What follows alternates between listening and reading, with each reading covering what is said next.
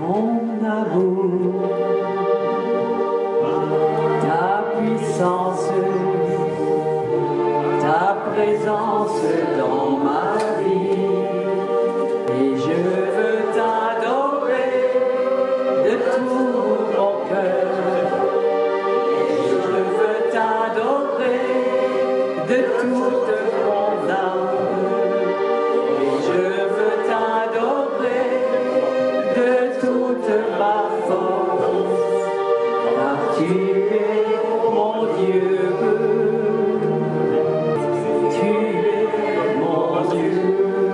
Vécu la Pentecôte, mais là, il se trouve devant une révélation supérieure et qu'il partage avec nous parce qu'il commence par dire révélation de Jésus-Christ. Hein? Ce n'est pas une révélation qui vient de Jésus-Christ, c'est la révélation de qui est Jésus-Christ.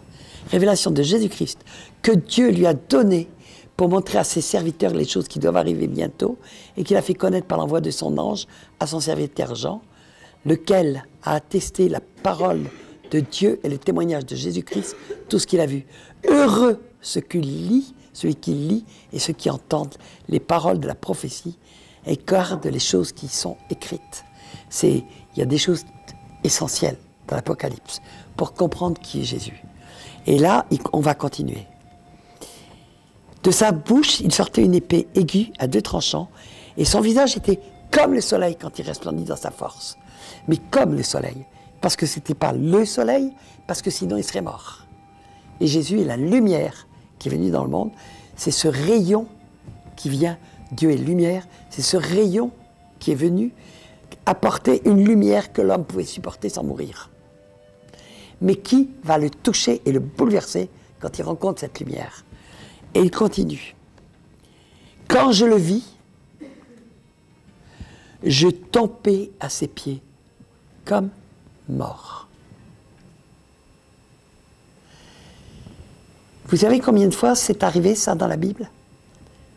Chaque fois que les hommes ont rencontré Dieu, qu'ils se prennent la forme d'un ange, de l'ange de l'Éternel, de l'homme avec l'écritoire en Daniel 10, ils tombent, d'Ésaïe qui voit la gloire de Dieu, ils tombent aux pieds, par terre, et se sentent sales, se sentent souillés, ou même là, comme morts. Ils se sentent mais, complètement paralysés. Tout d'un coup, ils voient qui est le vrai Jésus. Et il posa sur moi sa main droite en disant « Ne crains point, je suis le premier et le dernier, et le vivant. J'étais mort, et voici, je suis vivant au siècle des siècles. » Donc je suis l'Éternel, tout simplement. Je tiens les clés de la mort et du séjour des morts. Écris donc ces choses. Attends, je cherche un autre passage. On va reprendre le verset 8, où Jésus lui-même se présente. Je suis l'alpha et l'oméga, dit le Seigneur Dieu, celui qui est, qui était et qui vient. C'est ce qu'on chante dans Kadosh. Le Tout-Puissant. Je suis le Tout-Puissant. Waouh! Et les gens tombent comme morts. Ils croyaient connaître le Seigneur. Mais quand ils se retournent et qu'ils le voient, ils comprennent qu'ils ne savaient pratiquement rien de Jésus. Et qu'il est en face du Tout-Puissant lui-même. You. You. Je vous laisse aller sonder la parole. Si elle vous dérange, c'est Jésus qui dit « Je suis le Tout-Puissant ». Amen. Alléluia. On continuera demain sur le même sujet parce que Dieu m'a lavé, m'a libéré et depuis je ne prie plus jamais Jésus de la même façon qu'avant. Je sais de mieux en mieux qui il est et je suis de plus en plus émerveillé. Amen. Émerveillé. Je dis comment Dieu lui-même est venu, Emmanuel, Dieu parmi nous, Dieu qui s'est fait chair, c'est dit en Hébreux 7, il s'est rendu semblable au Fils de l'homme. Il n'a ni père, ni mère, ni généalogie, ni commencement de vie, ni fin de vie. Donc il est Dieu. Il nous a dit qu'il a Tout a été créé par lui. Donc il est le créateur. Il dit tout ça. Il est le Tout-Puissant. Il le dit lui-même. Et puis, tout d'un coup, on dit, mais c'est Dieu lui-même qui est venu mourir pour moi, pour sa créature. Et vous commencez à comprendre qui est le vrai Jésus. Waouh! Le mot Jésus ne veut rien dire. Mais le mot Yeshua veut dire Dieu sauve. Dieu sauve. Amen. Je vais m'arrêter là-dessus ce soir. Je ne sais pas pourquoi j'ai envie de pleurer. J'ai envie de pleurer parce que je suis émerveillé de ce que le Seigneur me révèle dans sa parole. Et il continue à m'en révéler, continue à m'en révéler, continue à m'en révéler. Et j'ai l'impression de mieux en mieux connaître Jésus. Plus on le connaît, plus on l'aime. Plus on le connaît, plus on l'aime. Il est tard, on ne va pas forcément faire du ministère, ce n'est pas indispensable. Mais on va quand même se mettre devant le Seigneur. Là, j'ai partagé, tu sais, où est-ce que j'en suis, Seigneur? Où est-ce que j'en suis? Nous verrons aussi une autre déclinaison des stades de connaissance de Jésus-Christ que l'on peut avoir dans notre vie chrétienne. Et souvent, on part d'un Jésus homme qui est un petit enfant, et puis après, on commence à découvrir qui est le véritable Jésus. Et je crois qu'on aura toute l'éternité pour découvrir qui il est vraiment. Tellement il est incommensurable, infini, immense. Et en même temps, amour et aimant et s'occupant de chacun d'entre nous, individuellement, pour venir nous prendre un à un. D'ailleurs, c'est dit dans la parole. Je viendrai vous prendre un à un. Amen. Quel est le prix que nous avons aux yeux de Dieu? Je dis ça pour les gens qui ont une mauvaise image d'eux-mêmes. Mais vous vous rendez compte le prix que vous avez pour Dieu? Peut-être que vous êtes complètement tordu en tant qu'être humain. Mais Dieu vous voit avec un autre regard. Il voit le prix qu'il a payé pour vous. Vous valez le prix que Dieu a payé pour vous. Un prix qu'aucun homme ne pouvait donner, que le monde entier ne pouvait contenir. On va s'arrêter là, on va dire, mais où j'en suis, Seigneur? Est-ce que je prends le temps d'obéir à cet ordre? Chercher à me connaître. Chercher à me connaître. Plus vous le connaîtrez, plus vous l'aimerez. Plus vous l'aimerez, plus vous lui obéirez. Plus vous lui obéirez, plus vous verrez la puissance de Dieu tomber sur vous. Et Dieu pourra faire des choses. Et votre vie deviendra de plus en plus utile pour sauver, pour guérir, pour libérer, pour transformer personne autour de vous. Alors on va prendre ce temps, un temps de prière. Monique, tu veux simplement jouer un petit peu? Très doucement, avec... On va prendre un temps de prière, je regarde l'heure, d'autant qu'on va avoir 1 heure de moins cette nuit. Et puis si Dieu veut faire quelque chose, il va le faire. Mais on va prendre, se mettre à l'écoute de Dieu, tout simplement. À l'écoute de notre très grand Dieu. J'ai plus un petit Jésus, j'ai un Jésus, il est tellement grand que les cieux des cieux ne peuvent le contenir.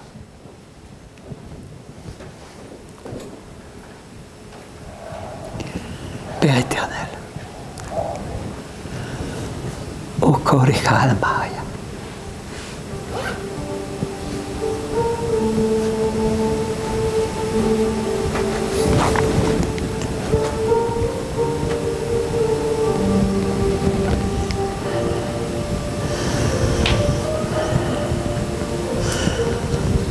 Korade Maria Diosho, Dikane Marapapao.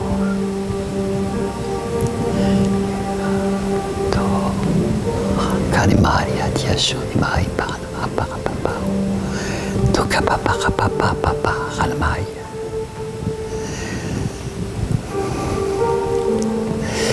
C'est-à-dire, je prie le Seigneur pour qu'il se révèle à ceux qui ont soif d'avoir la révélation de Jésus-Christ. Du véritable, parce que la parole de Dieu parle du véritable. Donc il y a beaucoup de faux Jésus. Un autre Jésus. Petit Jésus. Un Jésus copain. C'est pour ça qu'il n'y a plus de crainte de Dieu dans les églises. Les gens ne connaissent pas Jésus. Ils ne connaissent pas.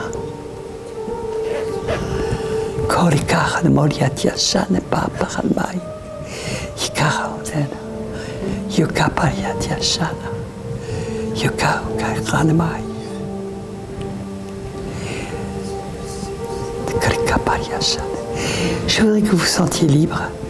Vous sentez que vous devez demander pardon, venir devant pour vous humilier devant le Seigneur. Chanter, danser. Laissez-vous conduire par le Saint-Esprit. Moi, je ne sais pas, je ne sais jamais ce que Dieu veut faire.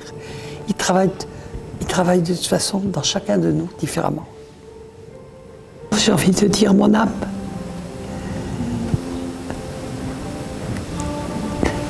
mets-toi à genoux devant Dieu. Ton Dieu, ton roi, ton prince est là. Ton Seigneur, ton Sauveur, il est là. Et il s'occupe de nous chacun personnellement, mais qui peut, avec sa boîte crânienne, essayer de comprendre ces choses? Non, il faut avoir un cœur d'enfant pour les comprendre. On ne peut pas comprendre par l'intelligence. On peut le comprendre que par révélation.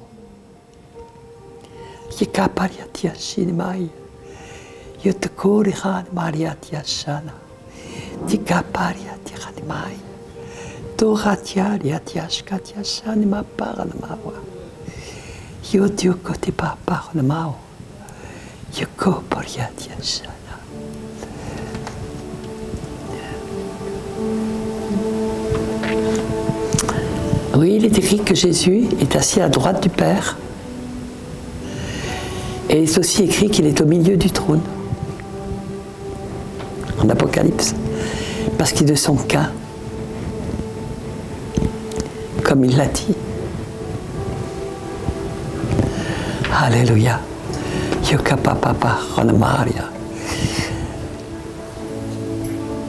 Recevez l'amour de la vérité. Dans ces temps de la fin, ce qui va départager les chrétiens qui vont pouvoir tenir quoi qu'il arrive, c'est l'amour de la vérité. Et la vérité, c'est Jésus. La vérité, c'est la Bible.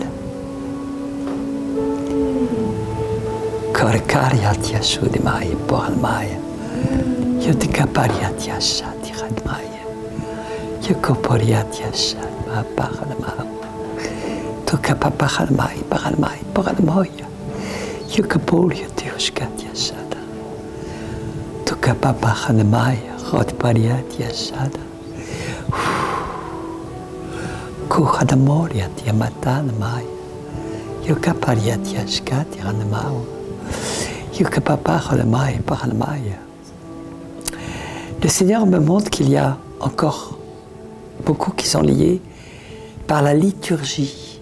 La liturgie, vous savez, c'est toutes ces dogmes qui sont censés être le fondement de notre foi. Et dedans, il y en a beaucoup qui sont faux, beaucoup qui sont très lourds, et d'ailleurs, beaucoup se contredisent. Pour une raison très simple, c'est que c'est pas la vérité, c'est des vérités humaines, et pas des vérités divines. Mais aussi par des liturgies qui ne sont pas de Dieu. Il y a, vous savez, l'art de Satan, c'est de mettre 95% de vrai, et puis mettre 5% de faux dedans. Et ça suffit à faire, comme Jésus l'a dit, c'est le levain qui fait lever toute la pâte. Ça, c'est l'art de Satan. C'est de glisser, apparemment même reprendre la parole de Dieu, puis d'y glisser, s'enivrer. Et puis, ça va commencer à prendre. Et malheureusement, aujourd'hui, je crois que toutes nos églises sont apostates, puisque, c'est pas moi qui le dis, la parole de Dieu l'a annoncé. Mais il n'y en a qu'une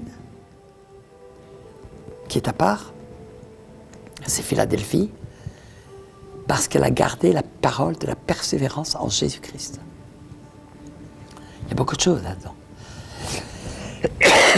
On garde sa parole, on persévère dedans. forcément on la met en pratique.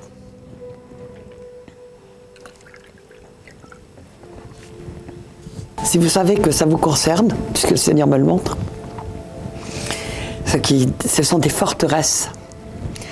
La parole de Dieu dit, nos armes sont puissantes par la vertu de Dieu pour renverser les forteresses. Nous renversons les forteresses et toutes les pensées qui s'élèvent contre la connaissance de Christ, de Dieu, et nous amenons toute pensée captive à l'obéissance à Christ. C'est-à-dire qu'il y a des forteresses, c'est des forteresses. Mais les armes que nous avons, c'est l'épée à double tranchant. C'est l'arme principale, c'est la vérité. C'est la parole de Dieu. Alléluia, Jésus, carrément les jeux de mailles, parle maille.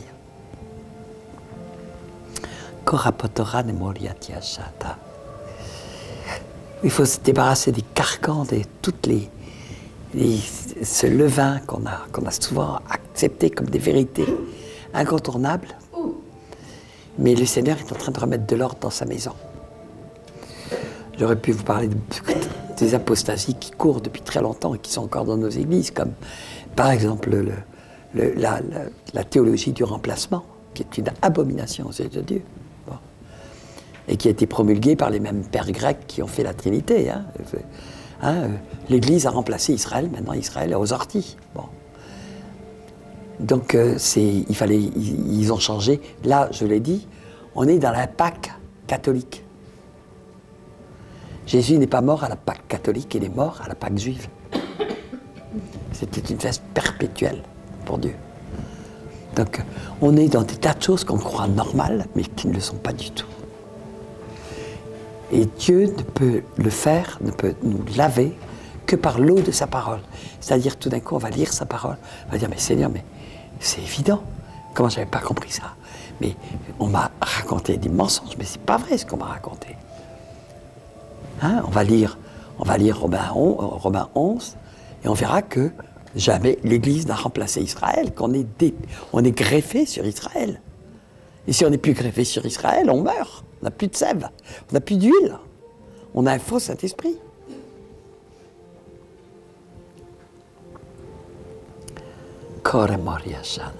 Alors soyons prêts à ce que le Seigneur nous bouscule, parce qu'il veut nous purifier, nous ramener dans sa vérité.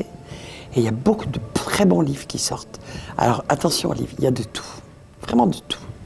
Mais il y a de très bons livres qui sortent, qui sont puissants, qui sont remarquables.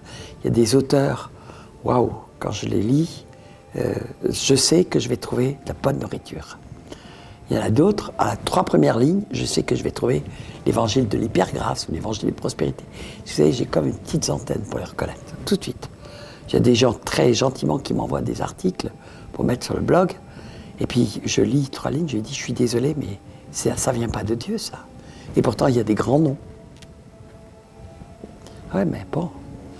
Quand on marche dans la vérité, on reconnaît le mensonge. Vous savez, il y a une petite histoire qui est très sympathique. Très sympathique, mais très parlante surtout. Vous savez comment les gens qui reconnaissent le mieux la fausse monnaie, c'est ceux qui ont l'habitude de travailler tout le temps avec la vraie monnaie. Tout de suite, ils voient, là où personne ne voit de différence, ils la perçoivent tout de suite. Pourquoi? Parce qu'ils ont l'habitude de la vraie monnaie. Mais la fausse monnaie ne pourrait pas être ça si elle n'imitait pas d'une façon assez parfaite. Sinon, elle ne pourrait pas fonctionner.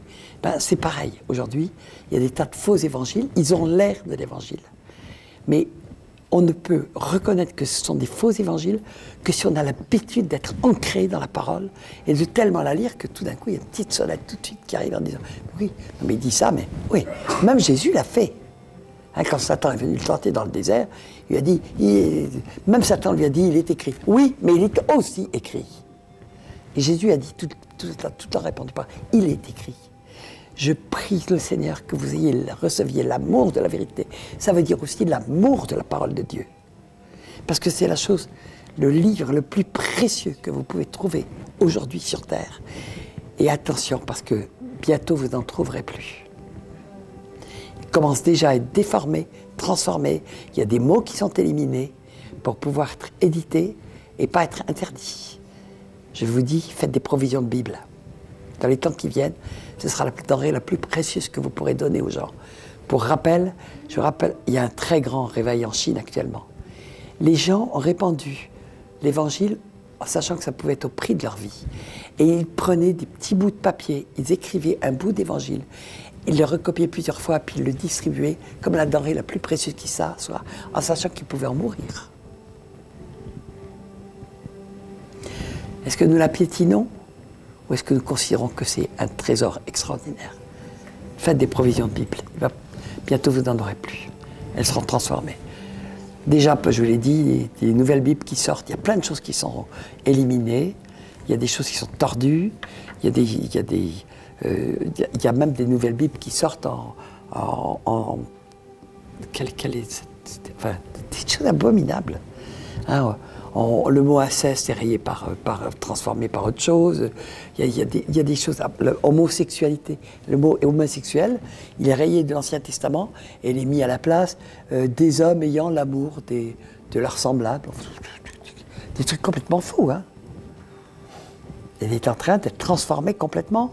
Il y a des gens qui sont arrêtés pour avoir témoigné en France. Témoigné qu'ils avaient été libérés de l'homosexualité. Il y a une femme qui a perdu son travail de professeur parce qu'elle a osé à Noël envoyer à ses collègues un petit calendrier avec un verset biblique. Ça date d'il y a 2 ans. Ouvrons les yeux, ça va très vite.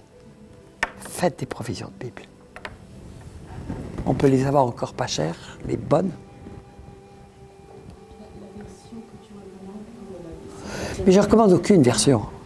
Parce que toutes ont des défauts, mais Dieu parle à travers toutes les versions. Mais il y a des versions qui deviennent graves parce qu'elles mettent, il y a vraiment dedans des saletés, des choses qui sont fausses, des choses qui sont rajoutées. Par exemple, il y a je ne sais pas combien de fois, notre Seigneur, notre Dieu et notre Seigneur Jésus-Christ. Alors que le grec, c'est notre Dieu et Seigneur Jésus-Christ. Vous ne croyez pas que ça change un peu le sens ? Ben, c'est une bonne quinzaine de fois. Donc toutes ont été influencées par les dogmes qui étaient imposés à l'Église. Comme Romains 11, alors dans la Bible 21, il est dans le bon truc, mais partout vous voyez, Romains 11, que nous avons été greffés à la place des branches naturelles. C'est une trahison monstrueuse, parce que le mot qui est utilisé en grec, c'est N, E-N, ça veut dire parmi. Et il est traduit partout par parmi. Être greffé parmi, ça ne veut pas dire la même chose qu'être greffé à sa place. On est bien d'accord? Donc, qui sont venus des trucs sournois, qui sont venus pour étayer des fausses doctrines. Il y en a dans toutes les Bibles. Bon, alors cela dit, aujourd'hui, on a encore la possibilité, par exemple, d'aller sur des Bibles, même Internet, qui vous donnent toutes les traductions pour un verset, si vous avez un doute. C'est pas mal. Et il vous donne en plus la traduction en grec, en vous donnant le sens du mot grec, et on vous donne tous les autres exemples où ce mot grec est utilisé, ou le mot hébreu est utilisé, ça s'appelle les Bibles Strong, et c'est très utile, mais quand on est chiffonné par une traduction, il n'est pas mauvais d'aller voir dans d'autres. Et puis d'aller voir éventuellement dans les mots grecs. C'est pour ça que je ne recommande pas, bon, les Louis II sont ceci, les Martin sont pas mal, les Darby, les courantes. Moi, je me régale de passer d'une Bible à l'autre parce que souvent, quelque chose qu'on a lu dans une Bible, on l'a lu 100 fois, tout d'un coup, on le voit avec une traduction un peu différente dans une autre Bible et il vous parle différemment. Hein? Et donc, tout d'un coup, il prend un tout autre sens, le verset. Et tout est juste. Tout est juste. Donc, c'est pas mal aussi d'avoir plusieurs Bibles différentes pour certains textes, parce que très souvent le Seigneur nous parle différemment, et souvent ils se complètent, et quelquefois toutes sont mauvaises. Il y a des traductions où pratiquement tout est mauvais. Toutes sont trompeuses. Mais il y a des trucs qui sont hallucinants, où il y a carrément eu un verset entier qui a été supprimé. Vous prenez par exemple 1 Jean 5, 18, et vous allez trouver dans la plupart des Bibles, Jean 5, 18, 19. Vous allez trouver dans la plupart des Bibles. Moi, je prends ça, mais... Dans la plupart de vos Bibles, il est marqué, il y en a 3 qui rendent témoignage, l'eau, le sang et l'esprit, et les 3 sont d'accord. Vous allez m'expliquer ce que ça veut dire, ça? Alors, c'est en 2 versets, ça. Puis vous allez dans d'autres versions, et vous apercevez que 1 Jean 5, 18, c'est il y en a 3 sur terre, dans le ciel, qui rendent témoignage. C'est la parole, l'esprit et le... Hein? Non, ça c'est sur terre. Non, ça c'est sur terre. C'est Dieu, la parole de Dieu et l'esprit. Et 3 sur terre qui rendent témoignage. Et les 3 sont sont d'accord, sont complètement... Et 3 sur terre, c'est le sang, l'eau et l'esprit. Voilà. Donc, c'est 2 choses différentes. C'est que dans le ciel, la parole de Dieu fait partie de Dieu, l'esprit de Dieu fait partie de Dieu. Et les 3 sont forcément... ne sont qu'une parole, il n'y a qu'une parole, il n'y en a pas 36. Hein. Et sur la terre, les 3 témoins, c'est des choses physiques qui se sont montrées, mais qui sont attestées par l'Esprit de Dieu. Qui ont l'eau, ce qui est sorti du corps de Jésus, mais qui est aussi l'eau de sa parole, le sang qu'il a versé pour nous, et l'Esprit. Bon, vous voyez des choses comme ça. Bon, je ne vais pas rentrer dans toutes les explications qu'il y a là-dessus, parce que j'ai fait une étude assez intéressante pour moi là-dessus. Mais c'est pour vous dire, tu m'as posé une question.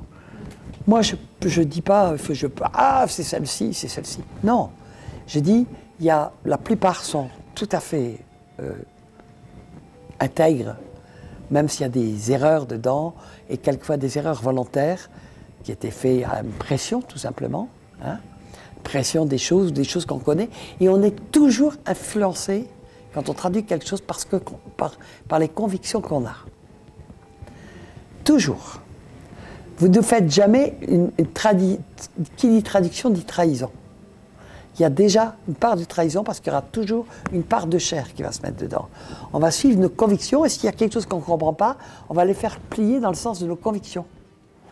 Moi, j'ai relevé plein de versets comme ça, où c'est traduit dans une manière, dans une Bible, dans l'autre, et on comprenait très bien que les traducteurs ne connaissaient pas ces réalités spirituelles, donc ils les ont accommodées pour que ça devienne des choses que les hommes pouvaient comprendre à ce qu'ils croyaient, mais qui en fait qui privent de la révélation de Dieu. D'accord ?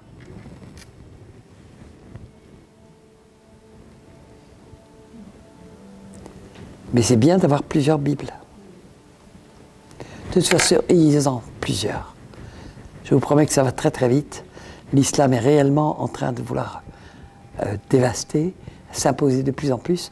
Et bientôt, il est déjà arrivé à obtenir qu'on supprime tous les cours religieux, les trucs, etc., chrétiens qui existaient dans les écoles. Ça a déjà disparu, les universités.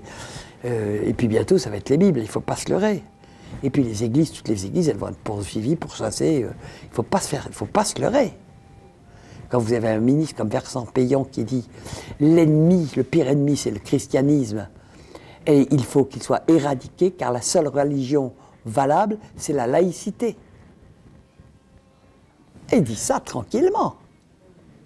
Ça en dit très très long sur ce qui est en train de se préparer. Tout ce qui s'oppose à la laïcité, c'est-à-dire la religion franc-maçonnique, qu'on comprenne bien ça, va être éradiqué.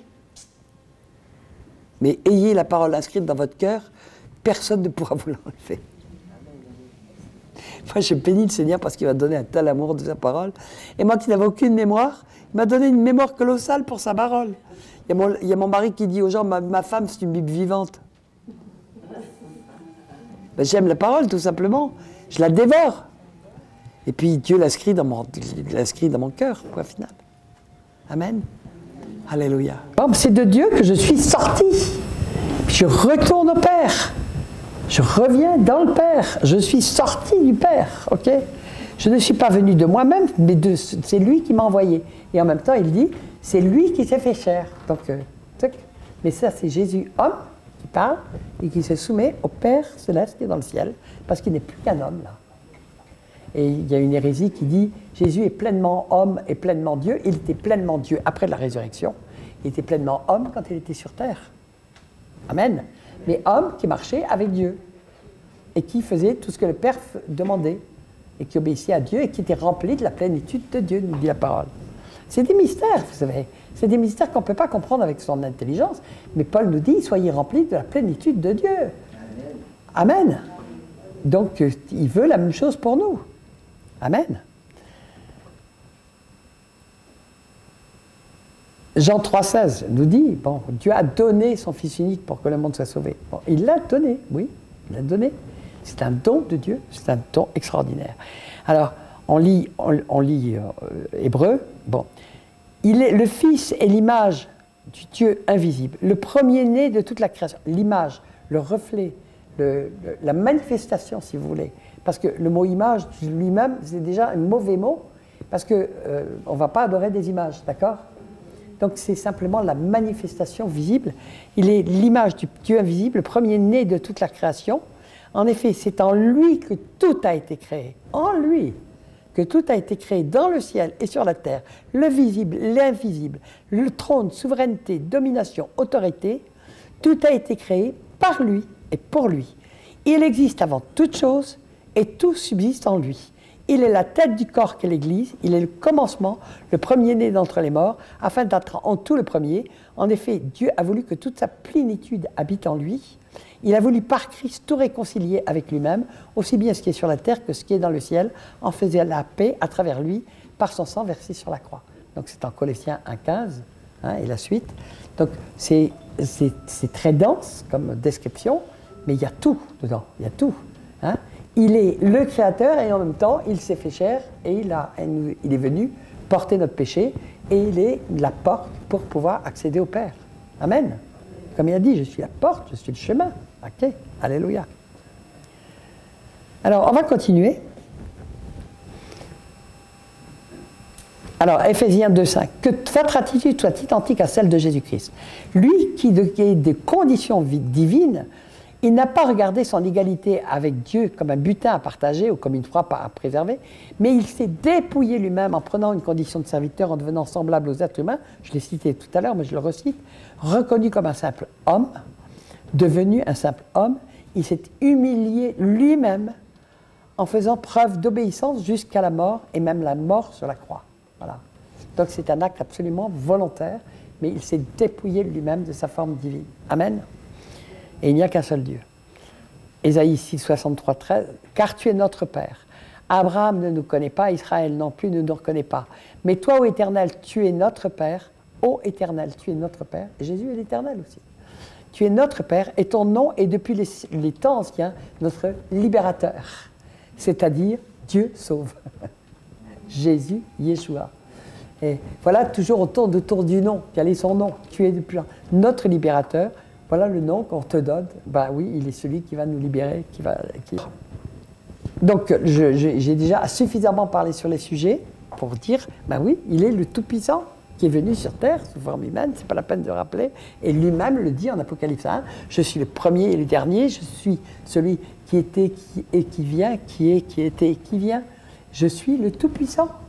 Enfin, vous avez point final, c'est tout. C'est tout, il le dit, donc c'est la vérité. OK. Et puis, ça se termine par son nom est prince de la paix. Et là, on peut se réjouir parce que peut-être que nous allons le vivre. Il va revenir dans le monde, tout œil le verra, c'est écrit. Donc il va revenir de manière visible, on pourra le voir sans mourir. Sous quelle forme il va revenir? Et il a dit, comme je suis parti, je vais revenir. Donc il va revenir sous une forme qu'on pourra voir, humaine, mais avec un corps glorifié. C'est quand Jésus s'est élevé dans le ciel, je ne sais pas si vous voyez que d'abord, la pesanteur ne connaissait plus trop. Il traversait les murs, quand il a retrouvé ses disciples. Et d'ailleurs, ils ne l'ont pas reconnu physiquement. Et même Marie-Madeleine, quand elle l'a vu dans le jardin, elle l'a pris pour le jardinier. Et quand il lui a parlé, elle a dit « Rabouni ». Donc, c'est sa voix elle l'a reconnu. Et de même, ceux d'Emmaüs, ils ne l'ont pas reconnu, mais quand il a commencé à parler et à rappeler certaines choses qu'ils avaient vues, Ils l'ont reconnu. Alors, ce n'était pas une reconnaissance par le physique, c'était une reconnaissance spirituelle. Ils ont compris qu'ils étaient en face de Jésus. Et l'homme, il est apparu au milieu de ses disciples. Il dit, ben, c'est moi, regardez mes mains. Alléluia. Donc, Apocalypse 1,7. Voici, il vient sur les nuées, et tout œil le verra, même ceux qui l'ont percé. C'est comme ça nous est dit dans Zacharie. Et toutes les tribus de la terre se lamenteront à cause de lui. Oui, Amen. Donc le Dieu que nul ne peut voir va revêtir une apparence qu'on pourra voir. Amen. Sans mourir. Va-t-il apparaître comme l'agneau immolé? On ne sait pas, parce que dans le ciel, il est toujours appelé l'agneau immolé. Il est représenté comme l'agneau immolé. Il est représenté comme le roi des rois. Il est représenté comme étant au milieu du trône. Il est représenté de multiples façons. Il y a tous les 4 êtres vivants qui jettent leur couronne à ses pieds, etc., etc. Ils le reconnaissent comme le seul ayant le droit d'ouvrir les sceaux, etc., etc. Et il apparaît sous toutes ses formes dans l'Apocalypse. Je trouve que c'est un livre absolument passionnant à lire pour la connaissance de Jésus-Christ, révélation de Jésus-Christ, révélation de qui est le véritable Jésus. Apocalypse 19, et j'entendis comme une voix d'une foule nombreuse, comme un bruit de grosses eaux et comme un bruit de fort tonnerre, disant « Alléluia ! Car le Seigneur, notre Dieu Tout-Puissant, est entré dans son règne. » Qui est le roi des rois? Jésus. Eh bien, c'est notre Seigneur, le Tout-Puissant. D'accord? Dieu, notre Dieu Tout-Puissant est rentré dans son règne. Réjouissez-nous et soyons dans l'allégresse et donnons-lui gloire, car les noces de l'agneau sont venues et son épouse s'est préparée. Il lui a été donné de se revêtir d'un linge, là on parle de l'épouse, il lui a été donné de se revêtir d'un linge fin, blanc, éclatant, pur, car le fin lin, ce sont les œuvres justes des saints. Voilà donc ce qui est l'épouse, c'est celle qui marche vraiment dans la justice de Dieu, dans l'équité. Oui? Oui, mais je l'ai cité ça tout à l'heure. Il était ici qu'il s'est assis à la droite de Dieu, mais il est aussi écrit dans l'Apocalypse à 3 reprises qu'il est assis au milieu du trône. Ben oui, alors sortons de nos côtés mathématiques grecs, hein, parce que nous devons comprendre qu'il peut être à la fois à la droite du Père et en même temps être dans le Père. Tout simplement, comme il l'a dit lui-même. C'est le même qui l'a dit. Il faut sortir de notre logique cartésienne et croire avec un cœur d'enfant ce que Jésus a dit. Amen. Amen. Et puis tout devient clair, tout devient limpide. Parce que quand on comprend ces choses par l'esprit et non plus par l'intelligence, mais tout devient limpide, tout devient lumineux. Et vous allez voir qu'après, dans la Bible, vous allez, tout le temps, le Seigneur n'arrête pas de me montrer, par des nouveaux versets, sans arrêt, me confirmer ça. Et je suis de plus en plus émerveillée, parce que je ne les lisais pas comme ça, ou je ne les comprenais pas. Et puis là, je suis tout le temps émerveillée en disant, Seigneur, c'est tellement clair, une fois qu'on a compris, mais tout devient tellement clair, et notre relation change profondément. Amen. Vous comprenez ce que je veux dire? Elle change profondément. On n'est plus avec un Jésus copain ou un petit Jésus. Parce qu'on n'est plus avec le Jésus copain des évangéliques. Oh ben grâce à Jésus, je peux faire ce que je veux. Non, là, la crainte de Dieu revient et là on commence à comprendre que il est terrible de tomber entre les mains du Dieu puissant. Qui est le Dieu puissant? C'est Jésus-Christ. D'accord? J'ai une question débutante. L'agneau, une personne m'a demandé, mais pourquoi appelle-t-on l'agneau de Dieu? L'agneau de Dieu, pour une raison extrêmement simple, et ça avait été très bien expliqué un jour par pourquoi d'ailleurs Jésus nous a appelés brebis. Bon. La brebis est le seul animal qui est absolument sans défense et qui a besoin d'un berger. Et l'agneau, n'en parlons même pas. Et donc Jésus est apparu sans défense, complètement vulnérable. Voilà, c'est tout. Et il a accepté d'être l'agneau immolé, comme l'avait prophétisé Abel, qui avait vu ça spirituellement, qui avait amené des agneaux purs sans tache. C'était l'agneau pur sans tache. Et la brebis, c'est le seul animal qui ne peut pas se défendre. On peut le tondre, alors ça il est bien tondu dans beaucoup d'endroits. Nos églises ont une spécificité, c'est qu'elles transforment toutes les brebis en moutons. Moi, j'ai pas vu qu'il fallait. Moi, j'ai vu dans la Bible qu'il fallait transformer les brebis en lions. Alors ça, c'est l'alchimie de Dieu. Ben oui, on doit être à l'image de Christ, donc c'est le lion de Juda, on peut y aller. Il y a le lion rugissant là autour de nous, donc il faut bien avoir aussi des bagarres de lions. Mais vous trouvez nulle part que les chrétiens sont des moutons. Pourtant, nos églises sont peuplées de moutons. Cherchez l'erreur. Mais l'agneau est effectivement l'être le plus vulnérable qui soit. C'est-à-dire que Dieu lui-même s'est mis sur la forme la plus vulnérable qui soit. Et quand il a été crucifié, il a dit, mais si je demandais à mon Père des légions d'anges, il me les enverrait, mais il veut que j'accepte ce qu'il m'a demandé de faire, c'est-à-dire de porter tous les péchés du monde. Et le plus grand cri de douleur qui a jamais été entendu dans le monde entier, dans l'univers entier, dans tous les âges, c'est Père, pourquoi m'as-tu abandonné? Parce qu'il s'était fait l'homme de péché et qu'il de telle sorte il était vraiment coupé de Dieu. Amen. Eh oui, oh là là, oh là là, oh là là. Puis je vis le ciel ouvert, c'est en Apocalypse 11, 19. Puis je vis le ciel ouvert et voici parut un cheval blanc. Celui qui se le montait s'appelle Fidèle et Véritable. Il juge et combat avec justice. Ses yeux étaient comme une flamme de feu. Sur sa tête étaient plusieurs diadèmes. Et il y avait un nom écrit que personne ne connaît si ce n'est lui-même. Donc, il ne va plus s'appeler Jésus-Christ. Hein, quand il va revenir, si ce n'est lui-même, et il était revêtu d'un vêtement de sang, son nom est la parole de Dieu. Amen. Les armées qui sont dans le ciel le suivaient sur des chevaux blancs, revêtus d'un lin blanc, pur, etc. Et il avait sur son vêtement et sur sa cuisse un nom écrit, Roi des rois et Seigneur des seigneurs. Il n'y a qu'un seul Seigneur, il n'y a qu'un seul roi, il n'y a qu'un seul éternel, il n'y a qu'un seul Dieu, Adonai Echad. Et on le chante. Adonai Eloheinu, Adonai Echad. Amen. Je remercie le Seigneur pour sa parole. Je me réjouis de la transmettre, vous savez.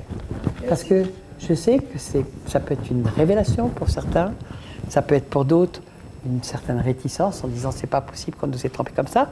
C'est normal, ça me prend du temps de démolir les forteresses de conviction qu'on a eues, ça prend du temps, mais je vous exhorte à faire ce que moi j'ai fait et ce que j'ai demandé aux gens de faire. Si vous n'êtes pas tout à fait bien calé avec ça, demandez au Seigneur de vous éclairer par sa parole. Ok? Demandez au Seigneur de vous... N'écoutez pas les hommes, n'écoutez pas les trucs.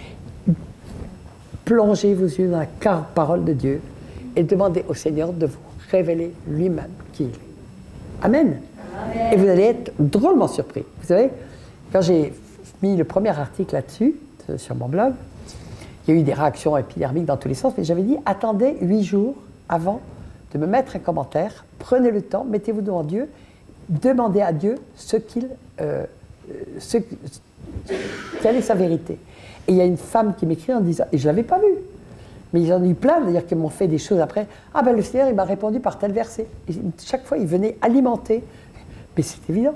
Il y en a une tout de suite qui est arrivée en disant, mais t'as pas vu Apocalypse 1? Le Seigneur, il m'a répondu par Apocalypse 1, et il m'a montré Apocalypse 1, 8. Je suis le Tout-Puissant, celui qui était, qui est et qui vient.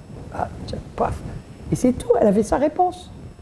Et la conviction du Saint-Esprit qui était venu en elle. Donc moi, je vous exhorte à faire la même chose. Je veux dire, le Seigneur dit, cherchez à me connaître. C'est très important de le connaître. Cherchez à me connaître. Vous avez le moindre doute, je ne vous jugerai jamais à cause de ça. On a été bassiné depuis 2000 ans avec ce dogme. Et qui a été repris par toutes les trucs, toutes les appellations, les dénominations. Et il y a même une crainte folle. Moi, je vois, si vous savez le tsunami que j'ai déclenché, je ne vous le dis pas, c'est assez marrant. Il y a des gens qui montent au créneau pour défendre la Trinité, des noms très connus.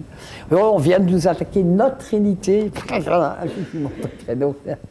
Et ça me fait sourire. Je ne peux pas leur en vouloir parce que c'est très difficile. Mais il y a des gens qui ne sont pas de très bonne foi.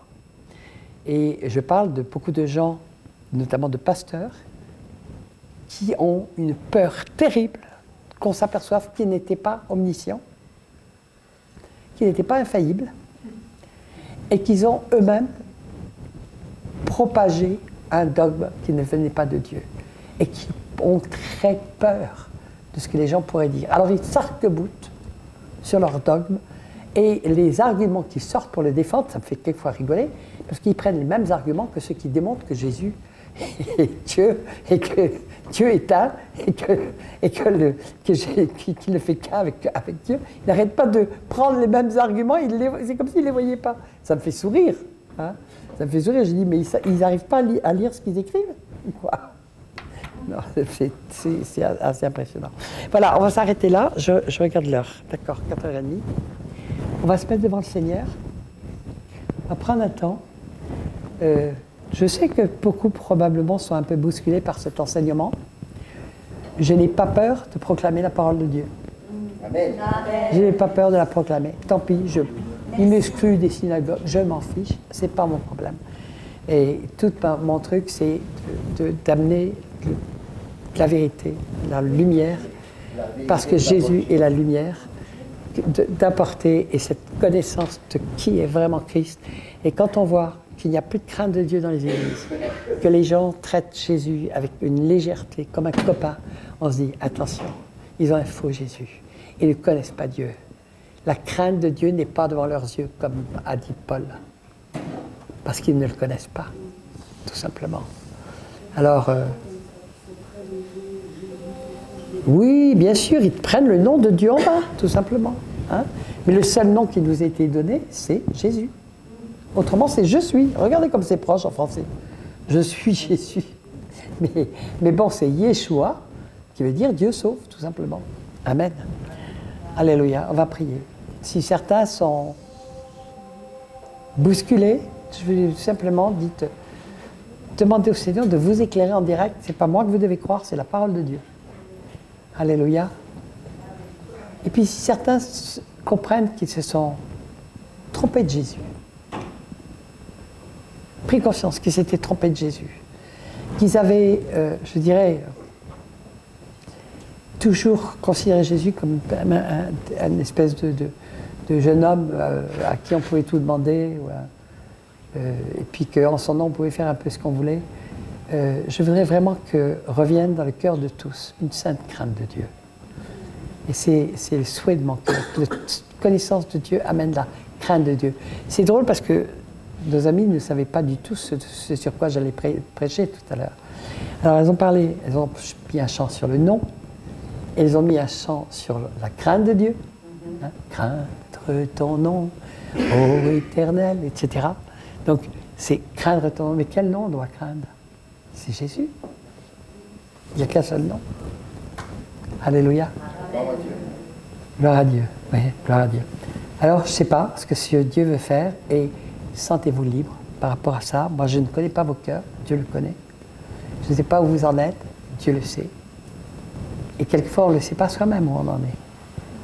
Mais on peut en tout cas toujours crier à Dieu en disant, Seigneur, je veux une autre révélation de toi. Je veux, Seigneur, je veux vraiment marcher dans la lumière, sur le sentier toi. Je veux être avec un vrai Jésus, pas un faux Jésus, pas un autre Jésus, comme dit la parole, hein, qui est tellement simple et facile, etc. Seigneur, je veux être de ceux qui vont vraiment faire partie de l'épouse, hein, qui vont être dans les œuvres justes des saints. Pourquoi elles sont dans les œuvres justes? C'est parce qu'elles entendent la voix de Dieu et qu'elles font ce que Dieu leur dit de faire. Amen. Alléluia, Père éternel. Komoria Shata. Vous ne pouvez pas savoir la joie que j'ai, moi, depuis que je suis sorti de la Trinité. Je suis enfin tout est clair. Alors que j'étais dans la confusion, qui je demande? Je parle au Père ou je dois parler au Saint-Esprit ou je dois parler... Mais je parle au Père, point barre. De toute façon, le Saint-Esprit et Jésus sont en lui. Amen. Alléluia. Et ça change nos prières. Bien sûr que ça change nos prières. On n'a plus de problèmes, tout devient simple, limpide. Et c'est comme une libération. C'est comme si on était débarrassé d'une espèce de carcan de confusion dans lequel on se débattait, on se dépatouillait, dans lequel les hommes ont mis vraiment de leur sauce pour essayer d'expliquer ce qui est inexplicable, parce que par essence, trois noms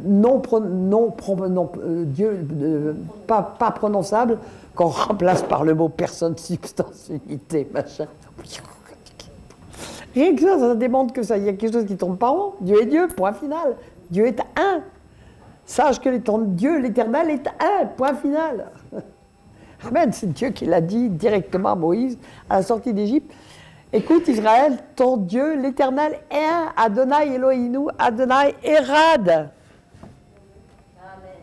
Première parole de Dieu à la sortie d'Égypte, où il y avait beaucoup de dieux. Et ben voilà, maintenant tu vas savoir qu'il n'y en a qu'un. Amen. Alléluia. Est-ce que, tout simplement, il y a des gens qui sentent aujourd'hui qu'ils doivent se donner,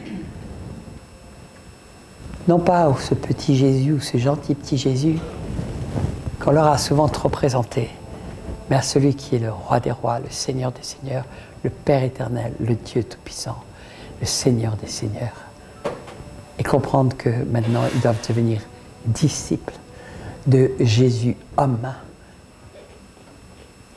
qui a obéi au Père et qui est allé jusqu'à la mort sur la croix pour nous sauver. Si certains le sentent, qu'ils doivent le faire, doivent faire cette démarche en disant jusqu'ici, j'ai eu un faux Dieu, mais maintenant je veux suivre le vrai Dieu. Vous pouvez le faire. Bien sûr que je vous laisse libre, parce que quelquefois il faut du temps pour digérer la parole, la méditer, la rechercher, retrouver et acquérir cette profonde conviction qui vient d'en haut. Et c'est quelque chose que ce n'est pas les hommes peuvent vous donner, il n'y a que la parole de Dieu qui peut vous le donner. Amen. Mais si c'est le cas, vous pouvez le faire. Alléluia. Père éternel, merci. Merci pour ta parole, merci pour les révélations de ta parole. La révélation de ta parole est claire. C'est un tel privilège, non seulement que de recevoir cette révélation, mais de pouvoir la partager. Je peux que te bénir, mon Dieu. Tu m'as donné ce cœur depuis le premier jour où je suis venu à toi, tu m'as donné un amour de ta parole, comme vraiment la source de la vie, et c'est les sources de la vie. Tu es la parole, Jésus. Tu es aussi le Tout-Puissant. Tu es le Créateur, tu es l'Éternel.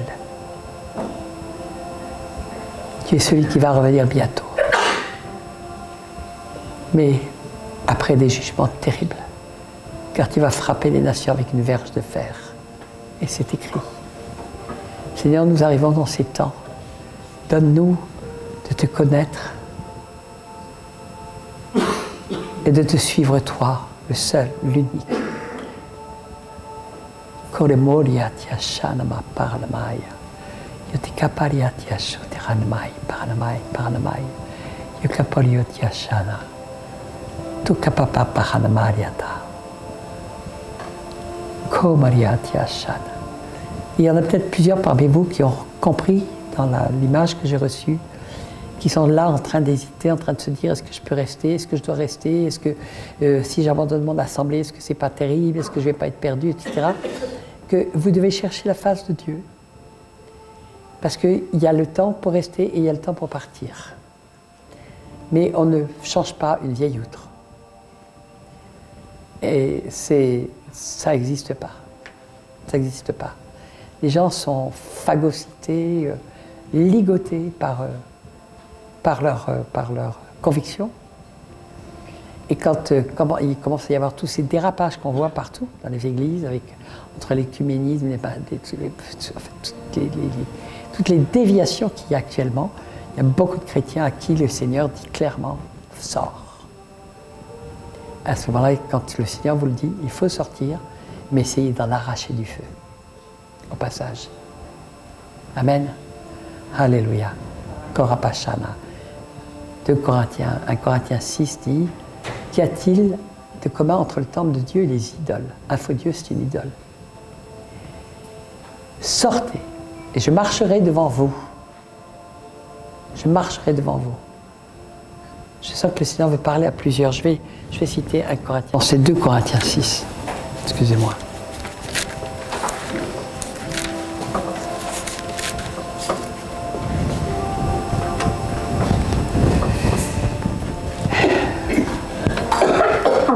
Ne vous mettez pas avec les infidèles sous un joug étranger. Car quel rapport y a-t-il entre la justice et l'iniquité? Qu'y a-t-il de commun entre la lumière et les ténèbres? À partir du verset 14. Quel accord y a-t-il entre Christ et Bélial? Ou quelle part a le fidèle avec la fidèle? Quel rapport y a-t-il entre le temple de Dieu et les idoles? Car nous sommes tous le temple du Dieu vivant. C'est nous le temple du Dieu vivant, c'est pas les églises de Pierre. Comme Dieu l'a dit, j'habiterai et je marcherai au milieu d'eux, je serai leur Dieu et ils seront mon peuple. C'est pourquoi, sortez du milieu d'eux et séparez-vous, dit le Seigneur. Ne touchez pas à ce qui est impur et je vous accueillerai. Je serai pour vous un père. Amen. Et vous serez pour moi des fils et des filles, dit le Seigneur Tout-Puissant. Et encore, on a le Seigneur Tout-Puissant. Et c'est Jésus. 2 Corinthiens. 2 Corinthiens 6, 14 et jusqu'à la fin du truc. Voilà. Amen. Donc, je ne sais pas, je crois que le Seigneur insiste parce que ça me revient comme ça à l'esprit. Il y a plusieurs qui sont, je pense, un peu chancelants actuellement en se demandant ce qu'ils doivent faire. Et demandez, c'est pas moi qui vais vous dire sortez, c'est Dieu qui doit vous le dire. Hein? Il a son temps, il a son heure. Mais nous savons que toutes les églises, toutes ces églises qui sont assises sur des faux dogmes, elles vont tomber dans l'apostasie et elles y tombent déjà. Et pourquoi? Parce qu'elles ne connaissent pas le vrai Dieu. Il n'y a pas de crainte de Dieu dans l'église. Si on n'a pas de crainte de Dieu, c'est qu'ils n'ont pas le vrai Dieu. C'est aussi simple que ça. Hein? On l'a aussi chanté ça tout à l'heure. La sagesse est dans la crainte de Dieu. Hein? C'est marrant parce que Dieu parle toujours de plusieurs voix. Et il y avait une incroyable conjonction entre les chants qui avaient été choisis, sans que je sache lequel, et ce que j'allais donner. C'était la même chose. Amen. Alléluia. Personne n'a envie de venir et dire « Seigneur, me voici. Maintenant, je ne vais plus me tromper de Dieu. » Mais vous pouvez le faire seul chez vous. Hein. J'ai dit prendre le temps de faire de la conviction. Parce que